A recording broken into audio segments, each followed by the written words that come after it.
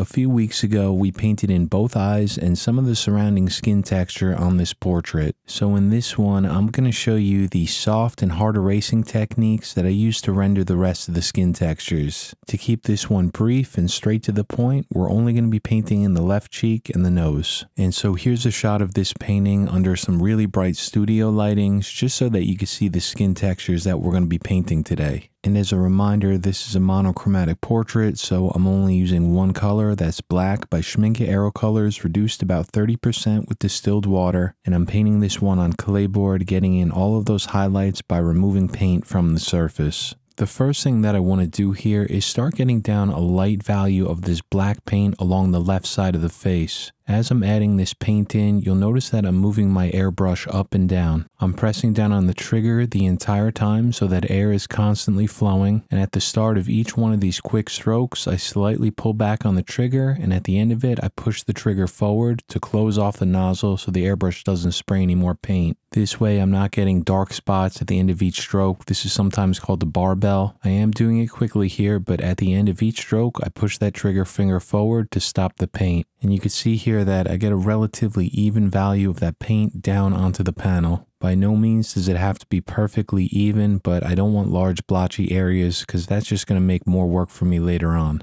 And remember that this is the color black that I'm spraying here, so it can get very dark very quickly. I want to make sure that I keep some distance between the surface and my airbrush, and that I just slightly pull back on the trigger to release a small amount of paint. I'll use an HB pencil to lightly draw in that darker shadow off to the left side of the face. And then I'll continue with my airbrush, spraying some paint over to the left where the hair is going to start. And I just want to point out here that because of the camera angle, it really makes it look like my airbrush is angled to the left. But for most of this, I'm actually holding the airbrush perpendicular to the clay board. So now that the paint's down, what I'm going to do here is use an X-Acto blade to start scratching in some of the hairs on the left side. This is not what the hair is going to look like in the final painting. I'm only adding this now in as a reference point. I would say like 99% of this hair is going to get covered up in another layer of paint, but I just want to get it in now just so I understand where the skin texture is going to stop. You can see in my completed painting on the left side of the screen that there's a very dark shadow here along the left side of the face. So once I get some of this hair in, it's just going to give me a reference point to know where that shadow is going to stop, where that transition point is going to be from the actual skin tones to the hair. So a quick glaze of black paint over the top, some more scratching to pull out a few more hairs, and then I would say that this reference point is in place and we can start that skin texture. Once I get the left cheek and the nose painted in, I will come into the facial hair. I'll start with the mustache, work my way down,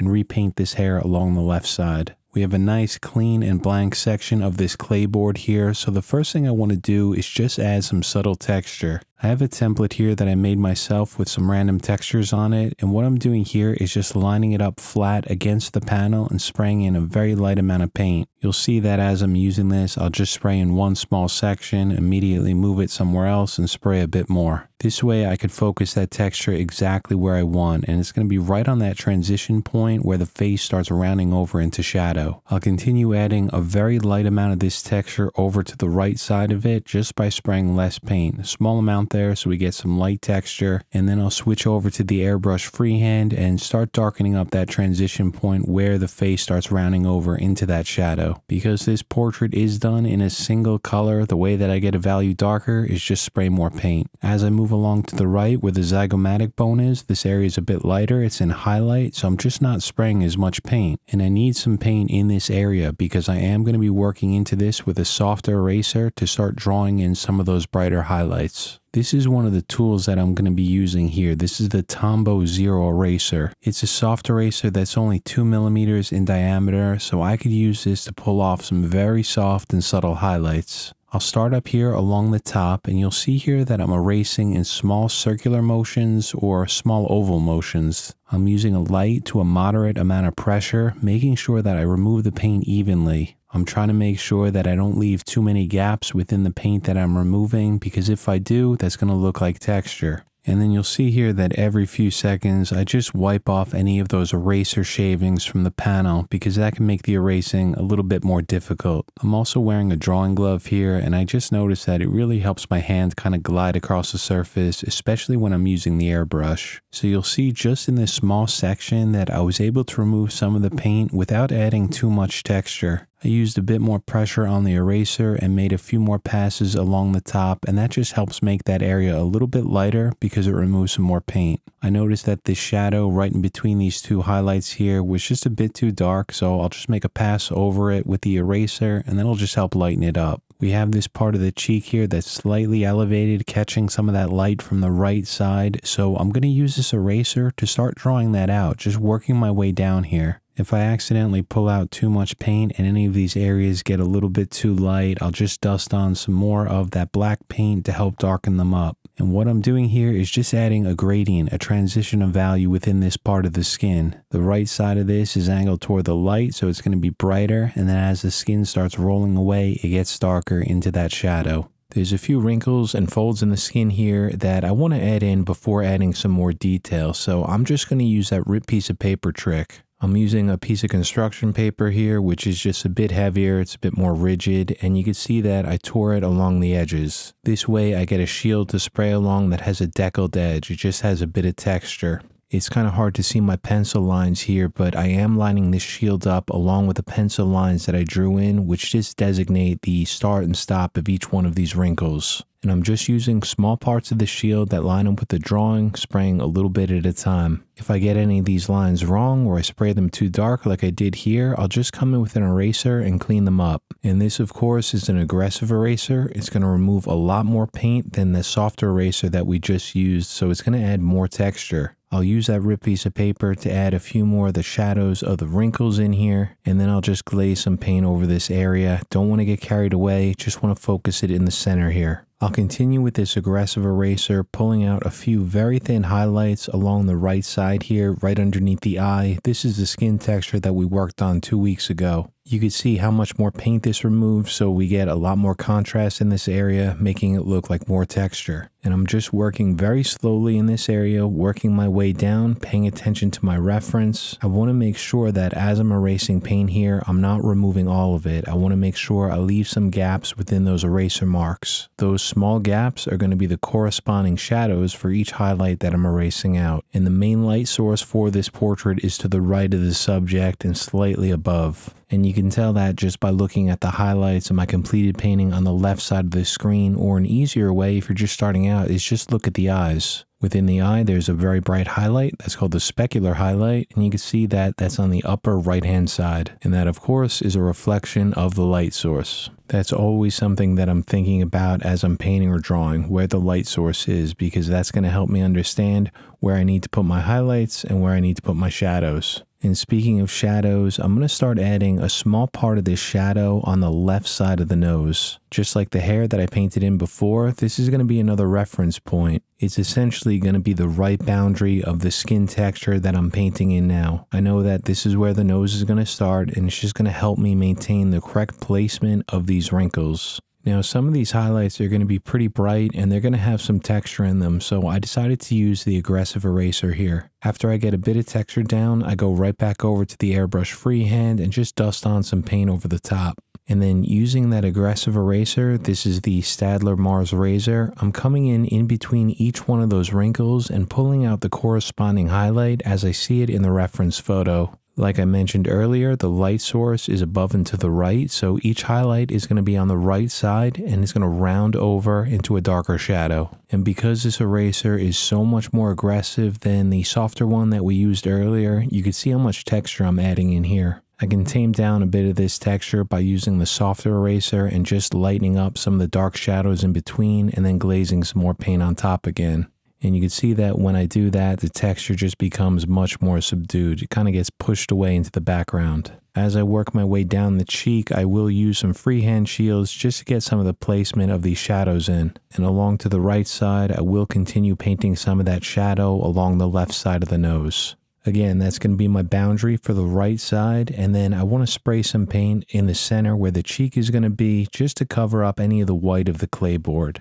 As I'm doing this, I'm looking at my reference and squinting my eyes, paying attention just to where I see masses of light and dark. I don't want full contrast yet, we'll get to that later on in the painting, but any area that I see dark, I just add a little bit more paint. I'll add a light amount of texture with that texture template that I made, and then I'm going to switch over to the erasers and just continue the same process.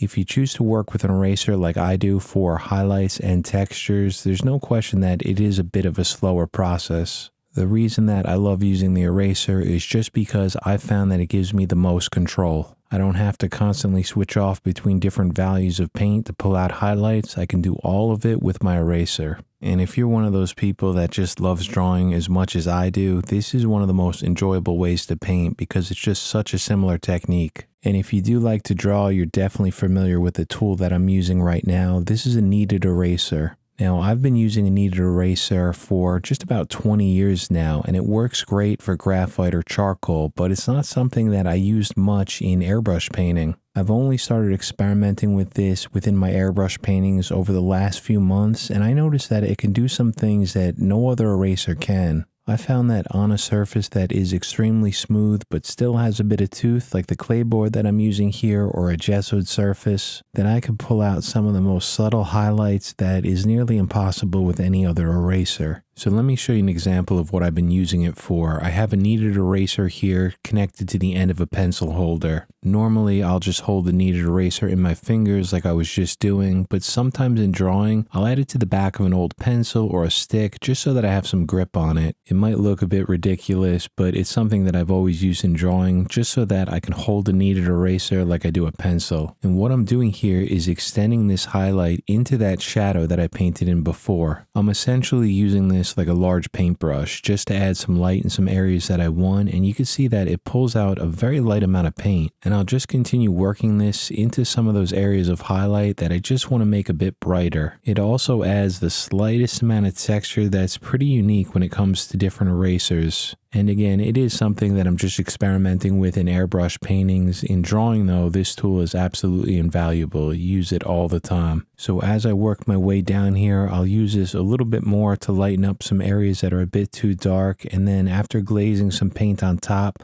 I'm going to switch back over to that Tombow eraser. And I'm just going to use this to come around in some areas that might look a little patchy. I'll just come into the dark areas and lighten them up. And that's the very nice thing about this eraser. It's such a small diameter. It's only about 2 millimeters, so you could really get in there and control your detail. I need to darken up the lower right side here, so I'm using my airbrush freehand to spray in some of the areas that are a bit too light just to darken up those major or macro values. And I'm also using the airbrush freehand just to paint in some of the textures that I'm seeing, just some small patches of dark. This way I could just help to blend some of those transition points from shadow to mid-tone to highlight just to make them a bit more subtle. The last reference point that I want to get in for this area is some of the facial hair just below the cheek. I'm not really painting this in yet. I'm just kind of adding some of these hairs in so I know where the facial hair is going to be.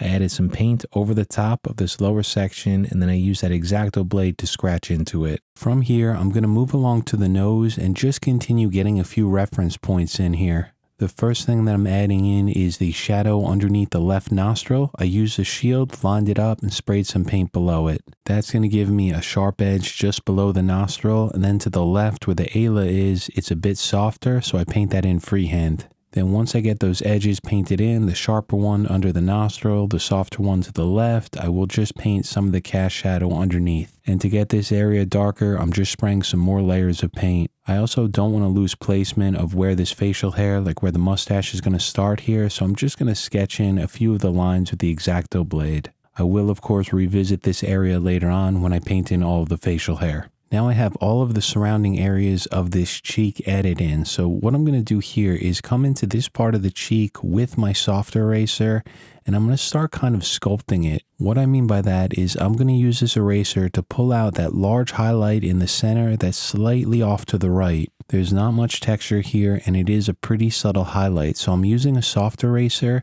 and you can see how I'm using it here. I'm just erasing in small circular motions, making sure that they overlap. And I'm just kind of blending each one of these eraser strokes together. This way it doesn't look like a bunch of scratch marks. It just looks like a highlight being pulled out from that paint. I'll speed up the video because, like I mentioned earlier, this is a slow process. You get a lot of control, but it does take time. You really can't rush through this. I'll jump around here to some of the areas that I just painted in that may have seemed a bit too dark, but I'm mainly focusing my attention on this one highlight. Going back to real time, again, you can see it's small circular motions that overlap, paying attention to any of the dark splotchy areas. If there's a bit of an area that's too dark in here, I just lightly make a few passes over it with the eraser to pull out one large even highlight. And here you can see what that final result looks like. It's just a subtle highlight, a bit more of that light angled toward the right side, and it gradually fades into the mid-tone and then into that shadow off to the left. And one final thing that I really like about using the eraser is that although it's slow, there's no sort of overspray to deal with, and there's no sort of color correcting that you need to do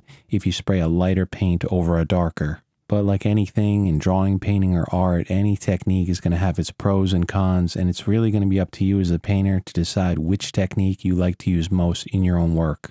Moving along to the nose, the first thing I did here was use that texture template again, lined it up with the left side, and just sprayed on a very thin amount of paint. And then I'll use the Airbrush freehand to start layering on a very thin amount of this paint along the left side. And we know here that the light source is to the right side. That means the right side of the nose is going to be illuminated. That's where the highlights are going to be, and a few specular highlights. And then as we move along to the left side, the area that I'm working on now is going to transition to a mid-tone and then finally into that dark shadow that we already painted in. I'll use the Airbrush freehand to map in this dark shadow along the lower left-hand side of the nose. This is just below the alar crest and just above that line above the nostril. And there are a few areas here that are a bit sharper before it moves into the cast shadow, so I'll use a shield and just spray a little bit of paint into that shadow. I know that that shadow is going to need to be much darker later on, but you can see that I'm restraining myself. I'm not spraying too much paint yet. I want to make sure that I get it in the correct place because now that I'm using the eraser, I can adjust it if it's slightly off.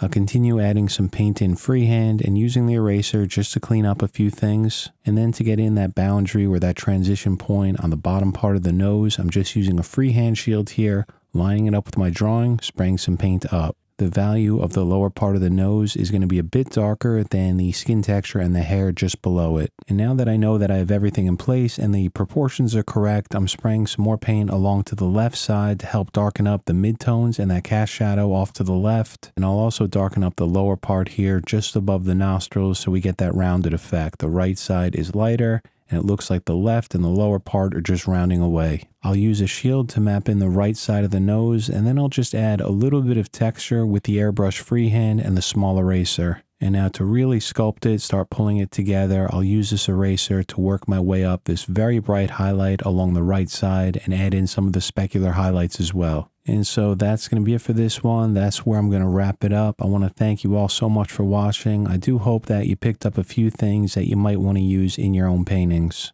I will be continuing this portrait up on the members page next week, but it is of course going to be the exact same techniques that I showed in these 3 videos. I'll be using those techniques for the skin texture on the forehead, the right cheek, and of course the facial hair. And before I go, I do want to say thank you so much to the newest members and the returning members. So thank you again to Pablo, Israel, Sharkin, Wendell, and Constantine for rejoining. And a welcome to the newest members this week. That's Ryan B, Sylvan L, and Mike A. Thank you guys all so much and welcome to the channel. And finally, I would like to thank you, Washington, for that super thanks a few days back. Greatly appreciated. Thanks so much. So I do hope that you guys enjoyed this one. I hope all of you have a great weekend. Wish you all the best in your paintings, and I will see you back here next Friday.